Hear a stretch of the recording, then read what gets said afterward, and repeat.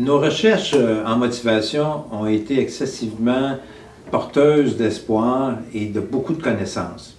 On a découvert qu'il y avait deux sortes de motivation. La motivation positive, basée sur je vais être moins mal, je vais obtenir des bénéfices importants, je vais être mieux dans ma peau, je vais m'habiller mieux, à tous les bénéfices qu'on recherche. Ça, c'est la motivation positive. Elle est basée aussi, la motivation positive, sur la répétition du message. Je peux savoir que je vais être bien, je vais être en meilleure santé, mais si je n'y pense pas, je dirais presque quotidiennement, moi j'appelle ça le jogging mental, vous allez perdre de la motivation au bout d'un certain temps. Ça, c'est le danger quand on est moins mal, après avoir perdu des fois 10 kilos, 20 livres ou plus, on est moins mal, on a atteint un but inconscient et notre motivation va s'effacer. Mais il y a une deuxième motivation qui est encore plus importante. La plupart des gens savent les bénéfices qu'ils vont avoir.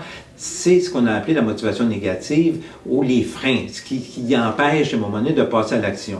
Et c'est quatre choses. La première, c'est le ressentiment. Je trouve ça injuste, ça me fait chier de faire un régime. Le deuxième, c'est le regret. Quand je fais un régime, je perds des choses que j'aime, une impression de deuil à vivre. Le troisième, c'est beaucoup trop d'efforts, je ne me sens pas capable de faire ces efforts-là. Et le quatrième, c'est le doute dans la réussite. Si je pense faire tous ces efforts-là et que je ne réussis pas, ça ne vaut peut-être pas la peine que je les fasse.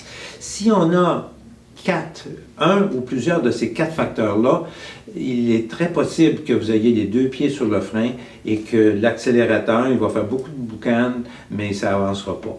Alors, ce qui est très important donc en motivation, c'est se débarrasser de ces facteurs-là. Est-ce que je devrais être sentir l'injustice quand je suis gros, quand je suis malade, quand je prends des médicaments? Est-ce que je devrais regretter davantage ma santé et non pas la nourriture que je perds? Est-ce que c'est beaucoup d'efforts par rapport aux efforts que je fais quand je suis en surpoids? Et le doute dans la réussite.